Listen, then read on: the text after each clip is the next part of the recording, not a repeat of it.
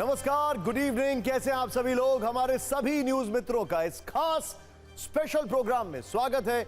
नाम है सत्ता और पहले सत्ते पे सत्ता, यानी वो दिलचस्प खबरें, जानकारियां एक साथ हम आपके सामने लेकर आए। पहले आपको संदेश खाली के शेख का हथियार डिपो दिखाएंगे। आज सीबीआई ने पूरी तैयारी के साथ जब संदेश खाली में छापा मारा तो दावा है कि दीवारों से हथियार निकलने लगे, बड़ी संख्या में विस्फोटक मिले। शाहजहां शेख के अड्डे से आई एक एक तस्वीर चौंकाने वाली। फिर आपको आसमान से आई कुछ तस्वीरों के बारे में भी बताएंगे जिसमें जिनपिंग मार्ग वाले सबूत हैं।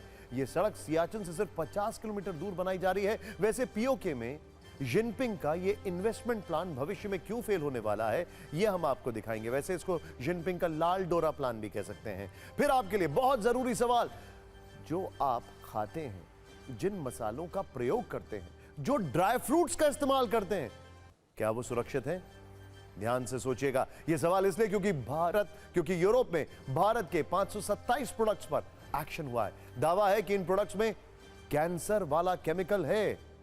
इसके बाद सियासत वाली सत्ता दिखाएंगे। आज कैसे प्रधानमंत्री मोदी ने एक तीर से दो निशाने लगाए। बंगाल की जमीन से ममता बनर्जी को खूब सुनाया और साथ में शहजादे का जिक्र करके राहुल गांधी पर एक्सरे मशीन वाला तंज किया। वैसे आज राहुल गांधी ने भी प्रधानमंत्री मोदी पर नए शब्द बाण चलाए हैं। राहुल गांधी ने कहा कि आजकल पीएम मोदी अपने भाषण के दौरान काफी घबराए रहते हैं और हो सकता है कि आने वाले दिनों में स्टेज से उनके आंसू निकल आएं। इसका जवाब प्रधानमंत्री ने कैसे दिया, वो बड़ा दिलचस्प है। सुप्रीम कोर्ट ने इस बीच आज बैलेट पेपर से चुनाव कराने की मांग खारिज कर दी है। साथ ही ईवीएम और वीवीपैट पर्ची के मिलान वाली याचिकाओं को भी खारिज कर दिया। इस फैसले पर पीएम मोदी ने कहा यह विपक्ष को करारा तमाचा है क्योंकि बैलेट लूटने वालों के सपने चकनाचूर हो गए हैं। और सत्ता में आज हम आपको पाकिस्तान के प्रधानमंत्री शहबाज शरीफ के आंसू भी दिखाएंगे जो कि उन्होंने बांग्लादेश के नाम पर बहाने शुरू कर दिए। शहबाज शरीफ ने क्यों कहा? बांग्लादेश की तरक्की देखकर खुद पर शर्म आती है। इस पर बहुत ही दिलचस्प तुलनात्मक विश्लेषण हम आपको दिखाने वाले। लेकिन आज की पहली बड़ी खबर जो हमारी कवर स्टोरी है, ध्यान से देखिएगा। दुनिया के मानचित्र पर चीन की भूमिका, लंबे समय से अवैध कब्जा करने वाले एक ऐसे भूमाफिया, ठीक सुना आपने, भूमाफिया की है जिसके अंदर जमीन हड़पने की भूख लगातार रहती है। अब ये तस्वीरें आप देखते रहिए, इसकी डिटेल में आपको बताने वाला हूं। और एक बात याद रखिएगा कि जिसमें जमीन की वो भूख होती है वो ये नहीं देखता कि क्या वैध है, क्या अवैध है, क्या जायज है, क्या नाजायज है। आज हम आपको जिनपिंग मार्ग दिखाने जा रहे हैं, यानी एक ऐसी सड़क जो चाइनीज प्रीमियर शी जिनपिंग की सनक के कारण अवैध जमीन पर बनी है। अवैध जमीन पर सड़क बना रहे हैं। इस सड़क की एक एक इंच जमीन पीओके में है और इसीलिए नाजायज है। आज सत्ता में हम आपको ऐसे सबूत दिखाएंगे जो जिनपिंग के लिए सिरदर्द बन जाएंगे। सोचिए, पूरी दुनिया तकनीक, तरक्की और नए शोध में लगी है, वही चीन है जो षड्यंत्र के नए जाल बुनने और बिछाने में जुटा हुआ है। पहले कुछ पॉइंट्स में यह समझिए कि हुआ क्या, उसके बाद कुछ एक्सक्लूसिव तस्वीरें जिसको हम डिकोड करेंगे और षड्यंत्र जो है वो बताएंगे। पीओके यानी पाकिस्तान के अवैध कब्जे वाले कश्मीर में सियाचिन ग्लेशियर के उत्तर में बहुत जल्द चीन एक सड़क का निर्माण कर लेगा। पॉइंटर्स देखिए, सियाचिन ग्लेशियर से लगभग 50 किलोमीटर दूर चीन की साजिश के सबूत मिले। यह जानकारी सैटेलाइट इमेज के जरिए सामने आई है। अंतर्राष्ट्रीय स्पेस एजेंसी ने तस्वीरों के जरिए चीन की तरफ से पीओके में सड़क बनाए जाने का दावा किया है। चीन की साजिश को विस्तार से समझने के लिए आपको सैटेलाइट तस्वीरों को करीब से दिखाते हैं, आपको बताते हैं कि चीन किस तरह पाकिस्तान के साथ मिलकर भारत के खिलाफ लंबा नेटवर्क तैयार कर रहा है। आपको बताते हैं, तस्वीरें यूरोपियन स्पेस एजेंसी की ओर से दी गई हैं। आइए जरा तस्वीरें दिखाते हैं। अब देखिए, जो पहला सबूत है, पहले मैं एक्सप्लेन करूंगा और फिर इसको आपको आगे लेकर जाऊंगा। ये देखिए, अब इन फैक्टर्स को देखिए। ये आप देख रहे हैं कंक्रीट की सड़क बना रहा है चीन। लोअर शक्सगम घाटी यहां पर है। पीओके की हम बात कर रहे हैं। इंदिरा कोल पॉइंट यहां पर है, यह भारत का हिस्सा है। और अब आप यहां पर देखिए, अपर सक्षम घाटी यहां पर है। सियाचिन, जहां पर इसी महीने 2 बार, इसी साल अगर मैं कहूं 2 बार हमारे रक्षा मंत्री जा चुके हैं। अब यहां पर देखिए, अपर सक्षम घाटी, यहां से इंदिरा कोल पर आए आप, और इस जगह से इंदिरा कोल से करीब 50 किलोमीटर दूर जो है अंगीर पास जो है, यहां पर अपनी जमीन बना रहा है। यह अवैध है सब, यह पूरा अवैध है। सोचिए, यह पूरा अवैध, और यहां पर नई सड़क बनाने का उसका प्लान है। इसमें एक और ग्राफिक्स है, वो हम आपको दिखाएंगे। लेकिन भारत का महत्वपूर्ण पॉइंट इंदिरा कोल है। यहां से 50 किलोमीटर दूर चीन इस सड़क का निर्माण कर रहा है। अब बताया क्या जा रहा है वो देखिए, फैक्ट्स देखिए। यह सड़क कंक्रीट की है। इस सड़क के लिए एक कच्चा रास्ता पिछले साल जून और अगस्त के बीच तैयार किया गया था। यह ग्राफिक्स आउट होता है। अब आपको अगला सबूत दिखाते हैं जो जिनपिंग मार्ग वाली साजिश को और भी करीब से एक्सपोज कर रहा है। लोकेशन वही, साजिश वही, साजिशकर्ता वही, लेकिन चीन के इरादों को एक्सपोज करने वाले राज नए हैं। आइए जरा अब आप ये देखिए, सक्षम घाटी। अब ये वाला जो मैप है, राहुल थोड़ा जूम इन करिएगा, ये वाला जो मैप है, इस मैप में आपको लोकेशंस दिखेंगी। देपसांग पास, जिसको लेकर कई बातचीत हो चुकी है, सक्सम घाटी, अक्साई चिन, हड़प नीति का एक पार्ट चीन की, और ये भारत का एक हिस्सा है। चीनी एयरबेस नंबर 6, चीनी एयरबेस नंबर 5, चीनी एयरबेस नंबर 4, चीनी एयरबेस नंबर 3, चीनी एयरबेस नंबर 2, चीनी एयरबेस नंबर 1, गिलगिट बाल्टिस्तान। अब यहां से आप आइए पीओके, ठीक है। ये है ले, ये सक्सम घाटी का इलाका है, सियाचिन है, और ये जो इलाका है, ये देखिए, यहां पर चीन अपनी तैयारी कर रहा है। यहां पर अगर, और इंटरेस्टिंग बात क्या है, वो बेसिकली पीओके को सपोर्ट देने के लिए कर रहा है। ऐसा आकलन है कई एक्सपर्ट्स का। वो ये जानते हैं कि पीओके में अपनी डोमिनेंस को बढ़ाने के लिए चीन कर रहा है। 2009 की बात है, आपको याद होगा, एक स्टोरी ब्रेक की गई थी और वो बकायदा पार्लियामेंट में शायद डिस्कस भी हुई थी, अगर मैं गलत नहीं हूं, कि कैसे पीओके के लोग, पीओके में चाइना के, पीएलए के लोग जो हैं वो इंजीनियर्स बनकर जाते हैं और पीओके में मदद करते हैं। कैसे चीन इस पूरे इलाके में अपना दबदबा बनाने की नई चालें चल रहा है, यह हमने आपको अभी दिखाया। 6 एयरबेसेस हैं, हेलीपोर्ट हैं। सक्सम घाटी में 2 छोटे सैन्य बेस बनाए गए हैं जहां सड़क का निर्माण किया गया है। अप्रैल 2024 में जो नया चाइनीज कैंप सामने आया, उसके सबूत भी इस तस्वीर में। आपको इस सड़क की लोकेशन और भौगोलिक स्थिति वाले लेंस से देखना होगा, तब आपको समझ में आएगा कि भारत के लिए कितनी बड़ी चिंता है। यह सड़क ट्रांस काराकोरम ट्रैक पर है। यह इलाका ऐतिहासिक तौर पर कश्मीर का हिस्सा रहा है और इस इलाके पर भारत का दावा खंड है। अगस्त 2019 में जम्मू कश्मीर से अनुच्छेद 370 हटने के बाद भारत सरकार ने जो आधिकारिक मैप जारी किया है, उसमें इस इलाके को भारत का हिस्सा दिखाया गया है। इस इलाके का क्षेत्रफल 5300 वर्ग किलोमीटर है। भारत का इलाका है। अवैध तौर पर चीन उस पर अपनी सड़क बना रहा है। इसकी पूरी कहानी को समझने के लिए थोड़ा फ्लैशबैक में आपको लेकर चलते हैं। जल्दी से सत्ता की कुंजी का यह पन्ना भी पढ़ लेते हैं। पाकिस्तान ने 1947 के युद्ध में इस इलाके पर अवैध रूप से कब्जा किया, जिसके बाद द्विपक्षीय संधि के तहत इस इलाके को पाकिस्तान ने चीन को दे दिया। हालांकि भारत इस संधि को मान्यता नहीं देता। अब चीन इस इलाके में चोरी चोरी निर्माण कर रहा है। चीन ने इस अवैध निवेश को आसान भाषा में समझते हैं क्या कहा है। सोचिए, अगर किसी अपराधी ने किसी जमीन पर अवैध कब्जा कर लिया हो और उस अवैध जमीन और उस अवैध कब्जे वाली जमीन का सौदा किसी तीसरे व्यक्ति से कर लिया हो, तो वो भी अवैध ही माना जाएगा। चीन की भी यही दिक्कत है। वो जिस जमीन पर सड़क बना रहा है वो असल में उसकी है ही नहीं। पाकिस्तान जिस द्विपक्षीय संधि का हवाला देता है, उस संधि की भी कोई कीमत नहीं है। यानी कब्जा अवैध, सौदा अवैध, संधि अवैध, और जमीन पर पाकिस्तान और चीन के मालिकाना हक की बात भी अवैध है। इसीलिए सड़क भी अवैध है। हमें लगता है कि शी जिनपिंग को अपनी आंखें खोलने की जरूरत है ताकि वैध और अवैध का फर्क उन्हें समझ में आ सके। इस खबर की गंभीरता को देखते हुए हमने जानकारों से बातचीत की, यह जानने की कोशिश की कि इससे भारत और चीन के रिश्तों पर क्या असर पड़ेगा। यह भारत के लिए कितनी बड़ी चिंता है। यह रिपोर्ट।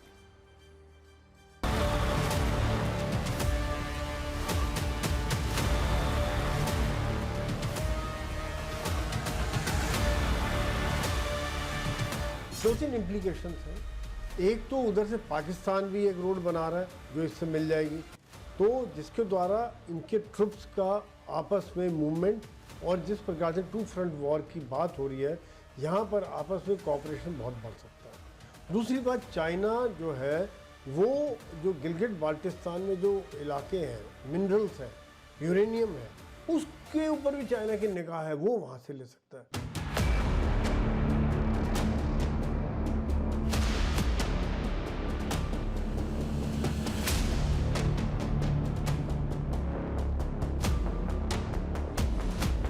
भारत का हिस्सा है, इस प्रकार ये विवादित हिस्सा है, इसके ऊपर किसी प्रकार की रोड बनाना ये गलत है और भारत इसका विरोध करेगा। पहले भी भारत ने जो कुछ रोड बनी है उनका विरोध किया था।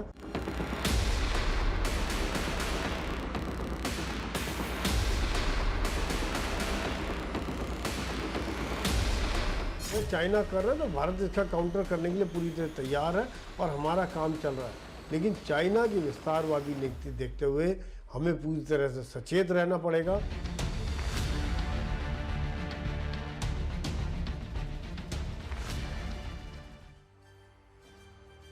इस खबर में पूरी दुनिया के लिए संदेश यह है कि पीओके भारत का अभिन्न अंग है। सोचिए, क्या आप किसी दूसरे की मालिकाना हक वाली जमीन पर अपना घर बनवाना पसंद करेंगे? जाहिर है नहीं करेंगे। कोई भी समझदार निवेशक ये हिम्मत नहीं जुटा पाएगा। पहले वो अच्छे से जमीन की जांच पड़ताल करेगा। पीओके भारत का अभिन्न अंग है। यहां किसी भी दूसरे देश का निवेश, चाहे वो चीन का हो या पाकिस्तान का हो, वो बहुत बड़ी बर्बादी है, क्योंकि पीओके और वहां की जनता भारत से मिलने को बेताब है। चीन के लिए काम की बात यह है कि यह सारा निवेश अवैध है। ये आज नहीं तो कल डूब जाएगा। पीओके में जिनपिंग मार्ग का कोई भविष्य नहीं। एक अवैध सड़क चीन बना रहा है, अवैध इलाके में। सत्ता में अब राजनीतिक कुंजी खोलते हैं, जिसमें चर्चा दूसरे चरण की 88 सीटों पर और खासतौर पर पश्चिम बंगाल की 3 सीटों पर हुई वोटिंग की होने चाहिए थी। ये देखिए, मैंने भी वोट दिया। लेकिन किंतु परंतु मगर चर्चा में एक बार फिर से पश्चिम बंगाल का संदेश खाली है। तस्वीरें देखिए, जहां करीब 5 महीने पहले शाहजहां शेख के समर्थकों ने ईडी के अधिकारियों को चारों तरफ से घेर कर अटैक किया था। आज उस संदेश खाली में मोस्ट वांटेड शाहजहां शेख का हथियार डिपो मिला है। शाहजहां शेख भले ही जेल में बंद है, लेकिन उसके करीबियों का हथियार डिपो सुर्खियों में है। इसीलिए आज सत्ता में हम संदेश खाली में शाहजहां शेख का हथियार डिपो खोलेंगे और आपको दिखाएंगे एक एक तस्वीर। सूत्रों के मुताबिक सीबीआई रेड में शाहजहां शेख के करीबियों के ठिकाने से बम, बारूद और हथियार मिले हैं, जिसके बाद पूरे इलाके में एनएसजी कमांडोज को उतार दिया गया है। एनएसजी कमांडोज ने संदिग्ध इलाकों में जांच शुरू कर दी है। एनएसजी कमांडोज ने रोबोट और स्निफर डॉग के जरिए पूरे इलाके की जांच की है। सूत्रों के मुताबिक एनएसजी का बम निरोधक दस्ता, खोजी दस्ता विस्फोटकों को सुरक्षित तरीके से इकट्ठा करने की कोशिश कर रहा है। इसके बाद इन्हें सुरक्षित रूप से निर्धारित स्थान पर ले जाया जाएगा। इस काम के लिए रोबोट भी उतारे गए। लीजिए, यह क्या हो रहा है।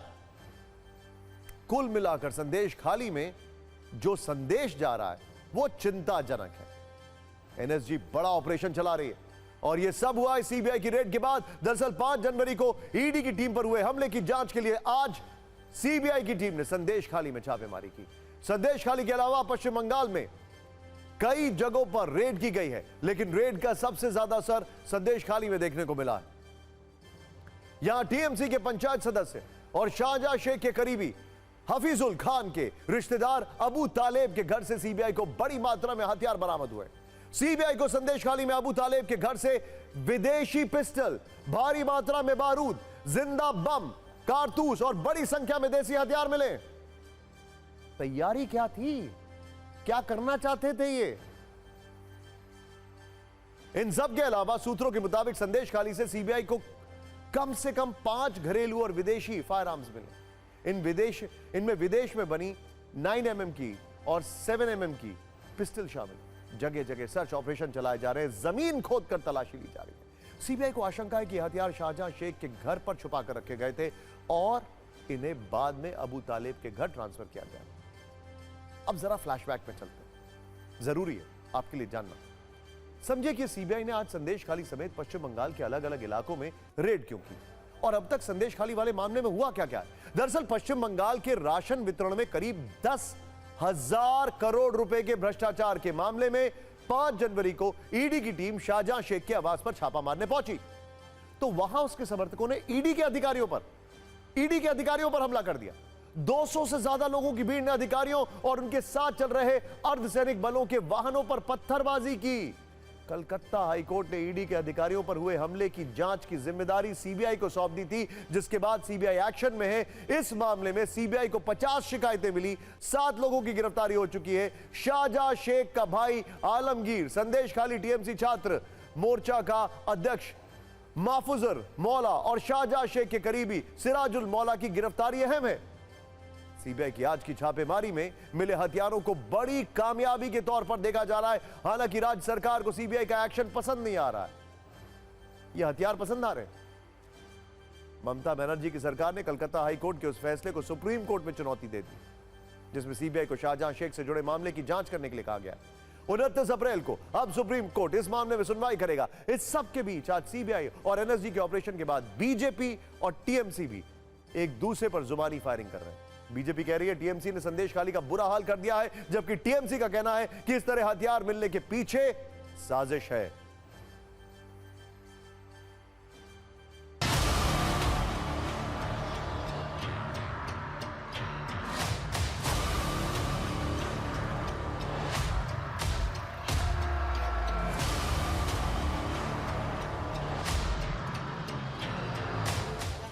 देखिए, संदेश खाली बहुत ही खतरनाक मोड़ पे जा रहा है। पहले तो इतने कंट्रोवर्सी हुआ, महिलाओं के साथ रेप तक के मामले आए, उसके बाद ड्रग्स का रैकेट वहां पे आया, उसके बाद ये आर्म्स। और याद रखिएगा, जो इंफॉर्मेशन आ रहा है, जो आर्म्स रिकवर्ड हुए हैं उसमें ज़्यादातर आर्म्स मेड इन फॉरेन है। तो इसको जो भारत की सुरक्षा के साथ जुड़े हुए जितने भी एजेंसीज हैं, सबको चाहिए इसको तय तक इन्वेस्टिगेट करे। ये देखना होगा कि ये बदनाम करने के लिए हमारा कोई अपोजिशन यहाँ पर प्लांट कर दिया, वहाँ पर भेज दिया, फिर सीबीआई जा रहा है रिकवरी, ये एक नाटक है कि नहीं है, ये देखना पड़ेगा। लेकिन अगर सचमुच कोई आर्म्स है, अगर हो सकता है हमारा दुश्मन किसी पार्टी और कोई कॉन्स्पिरेसी में वहाँ पर वो आर्म्स भेज दिया, पुलिस को अलर्ट रहना चाहिए।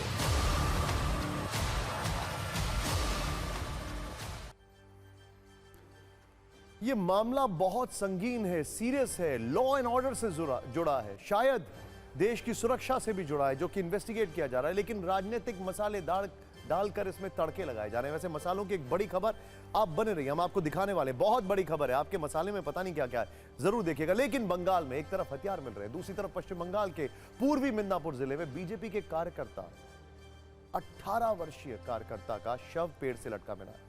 पीड़ित परिवार ने आरोप लगाया है कि टीएमसी नेताओं ने उसका अपहरण किया और हत्या की है। टीएमसी आरोपों को खारिज कर रही है। वोटिंग, हथियार मिलना और हत्या, अलग अलग कारणों से पश्चिम बंगाल चर्चा में है। वैसे पीएम मोदी भी चुनाव प्रचार के सिलसिले में आज पश्चिम बंगाल में ही थे।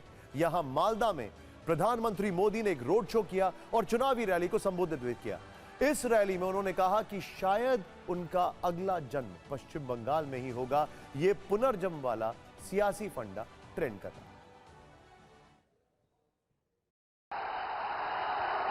आप इतना प्यार दे रहे हैं, इतना प्यार दे रहे हैं, ऐसा लगता है या तो पिछले जन्म में मैं बंगाल में पैदा हुआ था, या तो अगले जन्म में बंगाल की किसी मां के गोद से पैदा होने वाला हूं।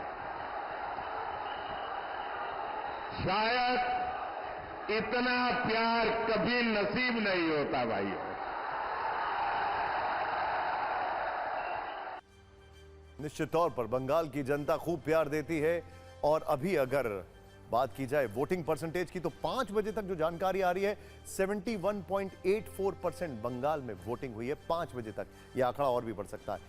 सियासत में तो पुनर्जन्म हो सकता है, लेकिन कोई अपराध कर दे तो फिर ना तो सियासत में और ना ही सामान्य जिंदगी में पुनर्जन्म नहीं हो पाता, यानी दूसरा मौका नहीं मिलता है। संदेश खाली के शाहजहां शेख के साथ ऐसा ही हो रहा है। वो अपराध के दलदल में इतना धंस चुका है कि अब सलाखों के पीछे है और उसका हथियार डिपो सामने आ गया है। अब शाहजहां शेख के फ्यूचर में सलाखें ही सलाखें नजर आ रही हैं। लेकिन अब कुछ असली मसालों और फूड प्रोडक्ट की बात करते हैं, जिनके अब किसी वेब सीरीज की तरह एक के बाद एक चिंताजनक एपिसोड सामने आ रहे हैं। इसी चैनल में, इसी शो में हमने आपको कुछ मसालों के बारे में बताया था, उसके ऊपर बाकायदा एक्शन भी लिया गया। अब ये कहानी आगे बढ़ रही है। ये देखिए, 1, 2 और 3 पूरी घटनाक्रम देखिए। हमने आपको कुछ दिन पहले दिखाया था कैसे एवरेस्ट और एमडीएच के कुछ मसालों पर सिंगापुर और हांगकांग में बैन लगा दिया गया है। भारत सरकार इसकी जांच भी कर रही थी। यह है कहानी वाली। लेकिन इन सब के बीच आपकी सेहत की सत्ता के लिए खतरे वाला नोटिफिकेशन ध्यान से देखिए, यूरोप से आया। जहां यूरोपियन यूनियन ने भारत में भेजे गए 527 फूड प्रोडक्ट्स पर एक्शन लिया है, जिसके बाद अब यह सवाल भी उठने लगा है कि जो कुछ आप खा रहे हैं क्या वो सुरक्षित है। Excuse me. और इसी तरह की खबरों से ऐसे सवाल मन में आना स्वाभाविक भी है। हम पहले आपको पूरी खबर बताते हैं, जिसे बहुत ध्यान से सुनिएगा। Excuse me. यूरोपीय संघ ने भारत के 527 फूड प्रोडक्ट को कैंसर कारक बताया है, यानी उसका दावा है कि इन प्रोडक्ट्स के इस्तेमाल से कैंसर हो सकता है। कैंसर हो सकता है। ईयू के अनुसार भारत से निर्यात होने वाले 527 फूड प्रोडक्ट में कैंसर वाले केमिकल हैं, और इनमें से 54 फूड प्रोडक्ट्स ऐसे हैं जिन पर ऑर्गेनिक का लेबल लगा हुआ है। ईयू ने इन सारे फूड प्रोडक्ट में से 87 प्रोडक्ट्स बॉर्डर पर ही रिजेक्ट कर दिए और बाकी खाद्य उत्पादों को बाजारों से फौरन हटाने और वापस मंगवाने का निर्देश दिए। यानी यूरोपियन यूनियन ने जो किया है, ठीक ऐसा ही कुछ दिन पहले हांगकांग और सिंगापुर में भी भारत की 2 बड़ी कंपनियों के कुछ मसालों को बैन किया गया था। अब ईयू वाली इस लिस्ट में कौन कौन से प्रोडक्ट हैं और क्या ये प्रोडक्ट आपकी किचन में भी है, ये नोट करिएगा। Excuse me. भारत से भेजे गए जिन खाद्य उत्पादों पर ईयू का एक्शन हुआ है, उनमें शामिल है तिल, इसके अलावा काली मिर्च, जो लगभग हर किसी के किचन में मौजूद होते हैं।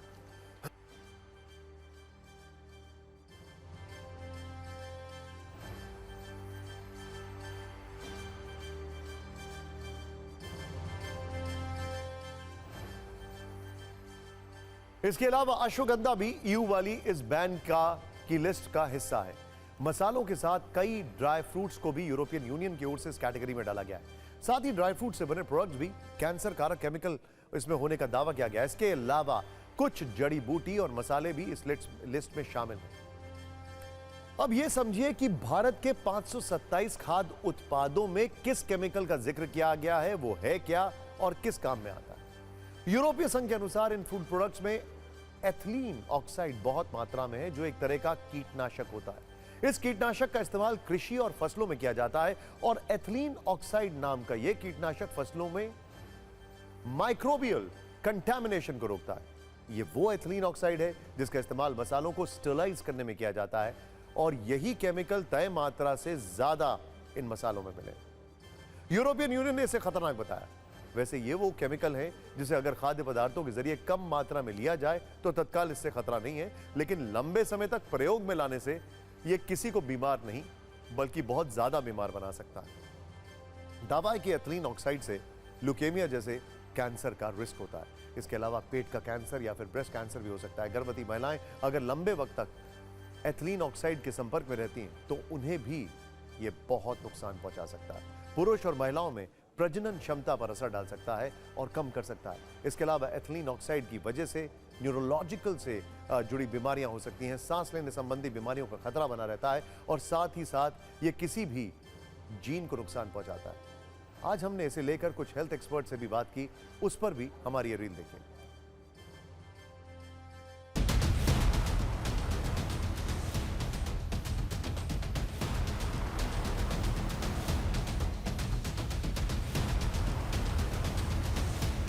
इथाइलिन डाइऑक्साइड को प्रयोग करने से बैक्टीरियल ग्रोथ और फंगल ग्रोथ ये हम उसको रोक सकते हैं, जिससे कि बहुत दिन तक प्रोडक्ट को हम पैक करके रख सकते हैं, उसका सेल्फ लाइफ बढ़ सकता है, उसको व्यवहार हो सकता है।